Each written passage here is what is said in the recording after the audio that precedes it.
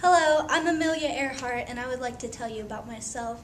I was born July 24th, 1897. As a kid, I read these books about these magnificent heroes who had these wonderful adventures, but they were always men. So I thought, why can't women have the same adventures? In high school, I felt out of place. I always wanted to do more. My diploma was actually given to me by the mayor.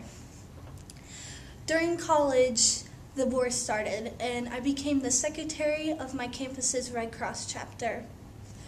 Throughout the war, I would watch these pilots training to fly, and I became very interested, and I thought that's the only thing good that came out of the war.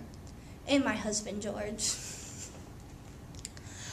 Me and my father, we watched this air show one day, and I saw these magnificent planes doing all these turns and flips, and it was just wonderful.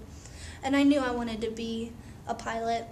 So at the end of the air show, I had my father go ask the pilot how much flying lessons were. When he came back to me, he said they were $1,000, and I knew I was determined to raise that $1,000.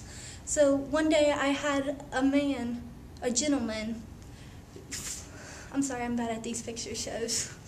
I had a gentleman take me up in a plane, and I only paid him $1, but I knew I needed to fly it. I didn't want to sit in the back seat.